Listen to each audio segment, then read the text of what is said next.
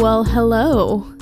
It's us, and we're here with episode 3. As you can see, like, change scenery. We're here in our humble abode. Is that the word, abode? Mm-hmm. You got it. We're here in our humble abode. Our cutesy little home and apartment. We feel like this is just more us, more cozy, more natural, and puts less pressure on like a fancy setup. So yeah, we're gonna get the cameras rolling right here on the couch. I get to like wear my comfies. I just like showered for the night and I'm cozied up in a blanket. So what more could you ask for? But with that being said, make yourself at home, babe. You look a little stiff on our own couch. Do you want to introduce what we're going to be chatting about? Why, I would love to. Oh my gosh. Tonight we are going to be talking about something that's very near and dear to me, which is the idea of, is there the one? Is there such thing as the one? Or essentially just a soulmate. The idea of soulmates, is it legit? Is it not? How we're going to... And specifically, like, how you know the person you're with is the one. Yeah, so we're going to get into the nitty gritty of that and that discussion, and you'll find out if we fully agree with each other or not. Should be interesting. So, Brooklyn, would you like to start us off? Wow, you really set that up to be predictable. Yeah. So I don't think that there is the one. I don't think that there's a soulmate. Sorry to crush you romantics. I think I used to put a lot of pressure on there being like a specific person for me. And while I believe that the Lord prepared Nick for me specifically in the timing that it all came together, I also think that there are several people out there that I would be compatible with, that I could fall in love with, and vice versa. But at the end of the day, we fell in love with each other, and now we're loyal to each other and choose each other. So that's great. But I do think that there is not just like one person for me.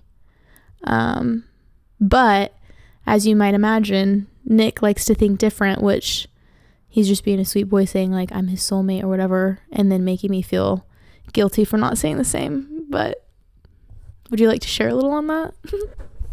I'd love to share a little. So obviously, I mean, you have the potential to marry like as many people as you technically want. But me, with the values that I have and the beliefs that I have, I'm only getting married once. Like, Brooklyn's stuck with me till we dead. And that includes both of us. I'm stuck with her until we dead. And that's a commitment I'm totally fine with making. But because of that, you're fine with it. It's no biggie. I'm just fine with it.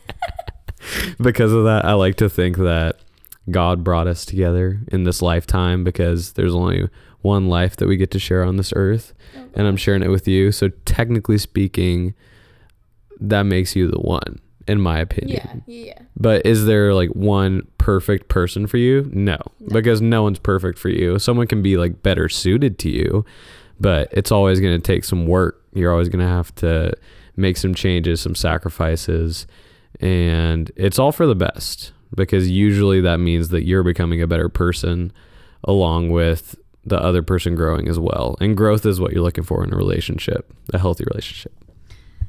Now, I like to think that this concept is talked about more often than not these days, but I also am a big believer in love being a choice. And although I, just like most people, went through the stage, like what you would call the honeymoon stage of a new exciting relationship when we were dating, and I was super excited about Nick and about us and was feeling all the feelings.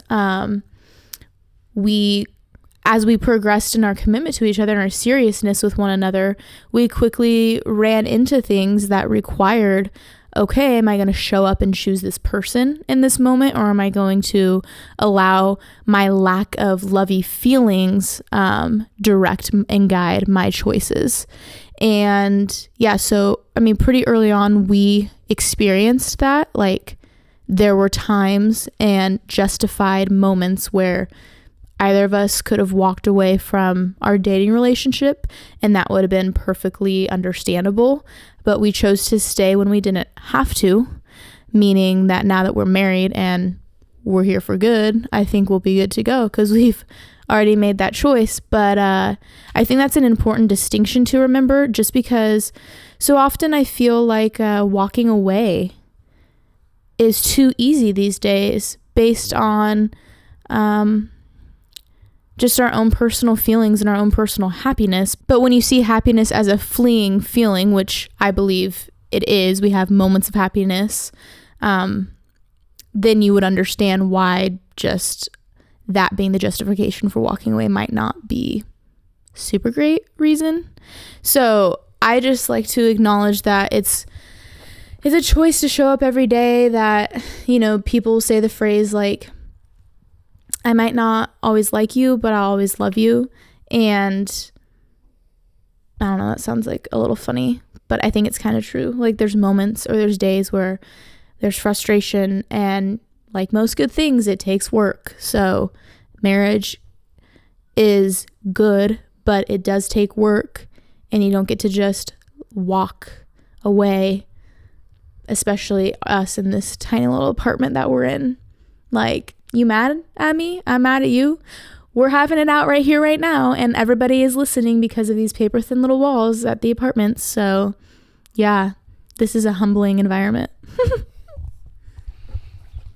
I want to say something real quick before we get into some deeper details, but real quick, I just want to say something that definitely fades away pretty quickly within like a few months of dating, or in my experience, is that intense feeling of romance, which I think most people can probably relate to. Like, there's definitely a decrease in, because everything's not brand new anymore. But something that's very important in a relationship is to keep that sense of romance going, and it's good for both people. It's something that's hard. It's something to consistently pursue one another the way that you did in the beginning. Like, never stop dating. That whole idea. Because obviously a relationship isn't built off of romance, but romance is a really good form of assurance and just kind of proving that you really love the person that you're with and that you care about them, and you still have those lovey-dovey feelings and those little bubbles inside and those butterflies in your stomach. Anyways, I think now I'm talking about like non-negotiables. So for me, it was important to establish non-negotiables and core values that I had as an individual. That way I knew what wasn't going to be compromised in a relationship for me. And first and foremost, that was my relationship and faith in God and how that dictates my decisions and the way that I live. And so it was really important that I find somebody who prioritizes that as first in their life as well, because things get really messy really quickly if I am allowing God to guide my daily decisions and thoughts and the other person is not. There's just a natural clash in that. And so for me, that was really important. And past that, it was, am I going to be put first and prioritized in their life after the relationship with the Lord? Are they going to show up for me? And are we going to be able to build that trust? And honestly, like past that, I didn't have too many particulars, to be real. Like, it just was kind of feeling out as we went, like how Nick dealt with conflict and how we worked through things, how we communicated, and just kind of when those things continued to come up, paying attention over and over to the patterns and the habits. And obviously it worked out. But yeah, past that, I didn't have like specifics that were non-negotiables. Like, I wasn't like, he has to have this specific type of sense of humor and he has to have blonde hair and he has to be over 6 foot or whatever. Like, I didn't have those specifics, I just was like, yeah, if I'm attracted to the person and he also has those values, then like we're gonna see if we make this work. I didn't have like a specific dream guy in mind in that regard, and we are very different in a lot of ways, and we're similar in other ways, and it works and it's good. How about you? Any non-negotiables that you had? I may have mentioned this in our intro episode, but I did, when I was 15, kind of think up a list of things that I was looking for in a woman and a companion. And out of that whole list, what it really kind of boiled down to was someone who loved God. And even in college, I had a few flings, you could say, before I met Brooklyn and really got to know her. And all of them were kind of just based off of attraction or just like mutual interest. And so they never really went anywhere. And eventually, like, I don't even know, weeks or months down the line, I would realize, why am I even messing around with this person? Like, it's not going anywhere. I already know that they don't even check the number one box, which is they love Jesus. And that's the priority in their life. So I wasted a lot of time doing that. So I definitely think that's probably the top thing for me after that. Just someone who is like drop dead gorgeous. And so for Brooklyn, that was just not like an issue at all. So we had those two good. Number 3 was someone who is decently athletic or like active, which Brooklyn is. She used to dance at Hosanna Dance Studio Gang for do not do that. 11 years. Oh my gosh, and was absolutely goated at dancing. So do not listen to him. Holy cow. So that was good. And then on top of that, I love basketball. It's probably my favorite sport. That is all you're gonna say about my athletic abilities? Really? That So- was so long ago. You're not even gonna mention anything that I'm involved in now? Honey. I'm getting there. I'm talking about when I met you. Okay. Holy. I'm trying to get the credit for the work I'm putting in. Someone come save me. Jeez Louise. But when it came to basketball, Brooklyn, her whole family is kind of a basketball family as far as her dad and her brother go. Yeah. So she grew up playing some AAU and she got a wet little jumper. Okay. Oh, no. This girl don't need no warm up. I step on that intramural floor and I'm wet. She goes nuts. So, and then now Brooklyn has been almost the leader of our household as far as active lifestyle, because I'm pretty content just playing basketball a few times a week, but she's full on committed to CrossFit now and is absolutely loving it. You're crawfishing. Yeah. Crawfishing on the daily. We like to call it crawfish because it kind of sounds the same. So it's our fun little joke. I don't really know how that came about, but like we have funny little words. And Nick like said it one day, like, you going to crawfish, babe? And I don't even know how. And you're like, what? But now it's stuck and it's hilarious. So yeah, now we're like, we're going crawfishing. So she was in love with the Lord. She was good looking. She was athletic. So after that, I mean, the rest of the stuff on my list wasn't that important. So I'm not even going to mention most of it. And I honestly can't remember it because it was probably fairly superficial since I was 15 years old and had never been in a relationship. You were not 15 when we met. When I made this list that I'm talking about. But definitely like right off the bat, when I started to talk to Brooklyn, I got to see that depth in her and who she was. And so beyond the things that I already mentioned, I was pretty confident. But the only other thing I was kind of wondering about was if she would love me and cherish me and be interested in having that same sort of commitment that I was. And so once I shot my shot and whoosh, swished it, then I was like, yeah, we're going places. This is going to be great. And Yep. And that's that. So I hope you guys gained some insight. I'm just kidding. Yeah, good luck. Really, I mean, the last thing we wanted to touch on was just sharing one thing or one example of something that we saw or was confirmed in the other person when we decided to say yes to each other. Did I say that in a way that makes sense? Mm-hmm. Okay. Hopefully. I think they'll get in a second. But for me, I think if somebody were to ask me, like, which I had a friend recently ask me, how did you know Nick was the one? And the first thing I said to her was, well, there was not a specific thing or moment. It wasn't like I had this moment where I had decided, like, yep, this is it. But it was just over time, and kind of what I said earlier, watching and observing the patterns in Nick and how he continued to show up and what he prioritized in his life. And, over time, patterns and habits are what establish and reflect a person's character. And what comes out of somebody is what's in their heart. And so I was kind of just watching for that throughout our relationship. And one of the harder things that Nick struggled with, I think part of it was our age and the transition in time in our life. But we had some turbulence with Nick's parents and their struggle to kind of accept Nick growing up and letting go of their son in new ways. He moved out of the state for college away from them, and then a year later came home and said, surprise, I'm in love with another girl. I don't just love my mom anymore. Like, I also love another woman. And I think that there was just so much transition at once. For his parents, expectations they didn't even know they had for Nick were just like arising.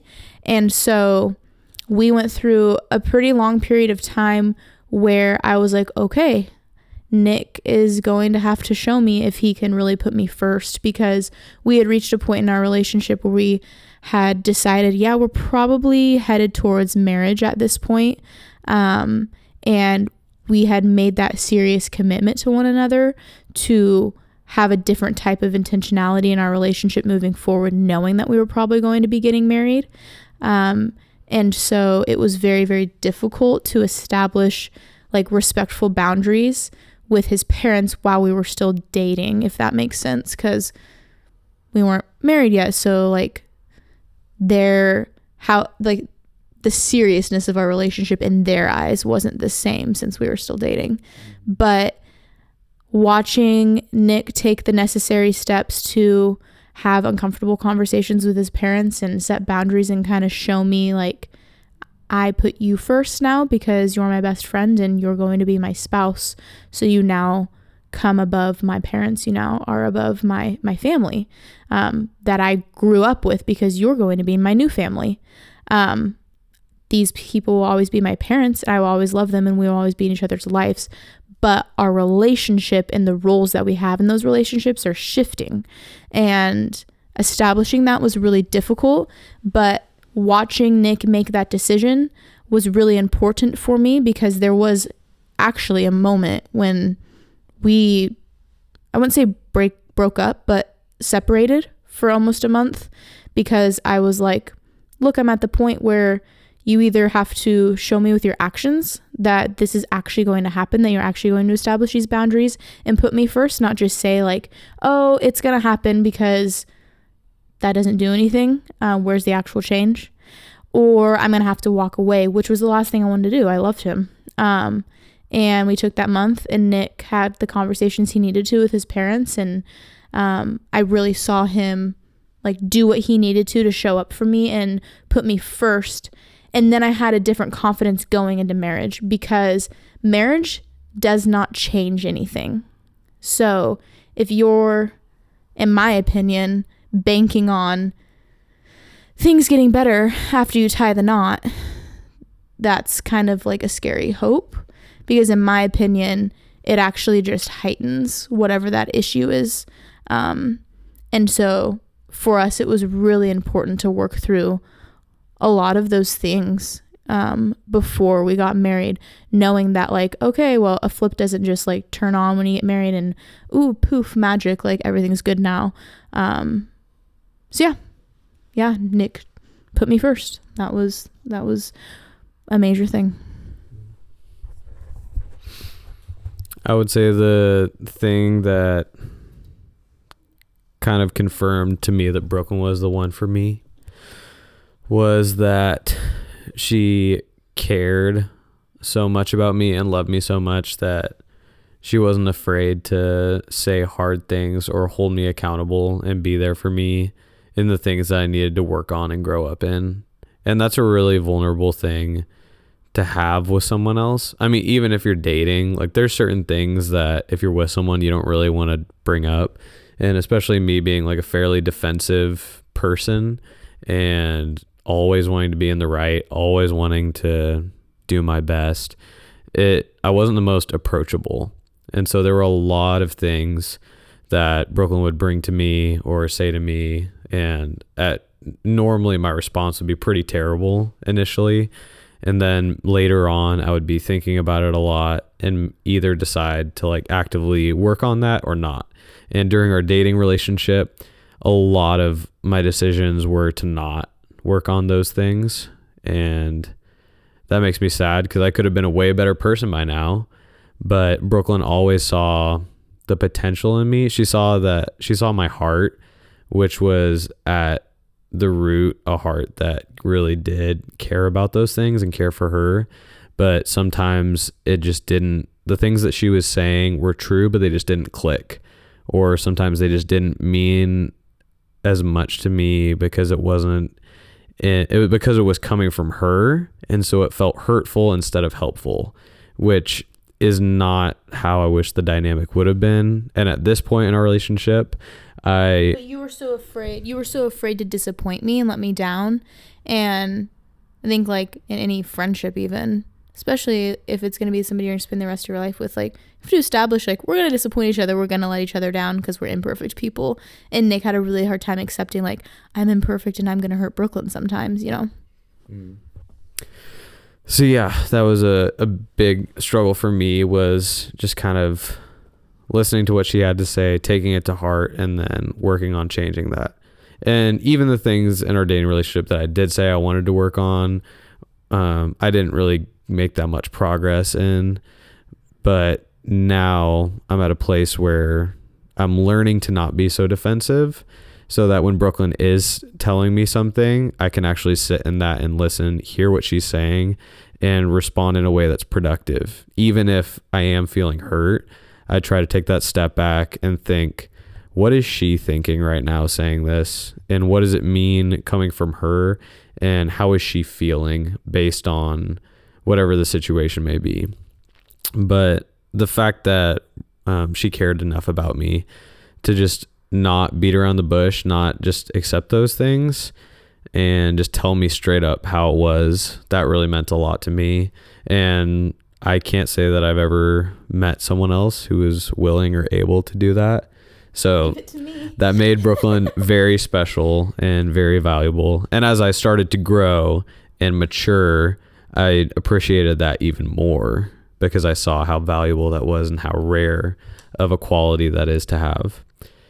And beyond that, I mean, I just adored Brooklyn and always have. And I just think that she is the greatest and the most beautiful and the sweetest. Okay. And now it's that special time of the episode where we shout out our favorite sponsor who's paying us tons of money. Beep, beep, beep, beep, beep, beep, beep, beep. Who's it going to be, baby? The Stash Vintage Clothing with our friend Dylan Silva, my boy, out in Hawaii, selling the goods. And when we say the Stash, we're not talking about like abbreviation for mustache. We're talking about the stash, like the goods, the stuff that you really want, the stuff you hold near and dear. He's got fly kicks. He's got vintage clothing. He's got hats. He's got pretty much anything that if you're sort of with that aesthetic or you're a little bit of a hype beast, sneakerhead, you're really going to like it. So go check out his page. Show him some love. We'll put it right here. That's right. Right here. Okay, go follow, check it out. We love you, Dylan. So I think the only thought I have left is something that was important for me to keep in mind, and that was to not compromise on any of my core values and non-negotiables in order to like basically settle just so that I could be in a relationship. Because yes, I did end up getting married young, so technically I didn't really like wait that long, but I hadn't dated before Nick, so it felt like, oh, when is it going to be my turn? Is it ever going to be my turn type of thing? And yeah, it's just not worth settling on things that long term will really hurt you more, just to speed up the process of being in a relationship. But anyways, that's all I got. So I got one last thing, which is it's good to have expectations, but you don't necessarily need a laundry list of expectations. But one really good criteria before pursuing anyone is just thinking, am I going to marry this person, or is this someone who down the line I could see myself with for the rest of my life? So I just think that those are good things to keep in mind. Don't get caught up in all the nitty gritty little things. It's more about someone's heart and who they are more than anything. So because we all got our stuff. We're all growing. We're all needing help, honestly. So because I'm hairy as heck, boy. I'm a gorilla. I was gonna say have grace for each other, but yeah, I never ever thought as a wife I would be vacuuming out my bed due to an overload of body hair. So if you've stayed around long enough to hear this part of the episode, you're in for a special treat on this information. But I remember like a month into being married, about a month into being married, I was hanging out with a handful of my bridesmaids, my girlfriends, and they were like, so what is one thing so far that you like didn't expect or that has been hard? And all I could think of, because like it had been pretty good, I was like, I never thought I'd be vacuuming out body hair from my bed like literally all the time. Do any of you relate? And they all looked at each other and they're like, no, that's so weird. And it just confirmed how freaking hairy this man is. Like, I'm sorry, but the arm hair, the leg hair, the chest hair that falls in the bed, it all just looks like pubes. So it honestly is really hard not to gag, but because I serve my husband, I vacuum it up anyway. So with that being said, there's just some things some battles you just can't fight. You just got to accept. I accept that I got a hairy boy. It is what it is. Just praying to the Lord that our little ones in the future can hopefully not inherit that. Because that's tough. But yeah. All right. Well, it's good stuff. Love you guys. Have a good one.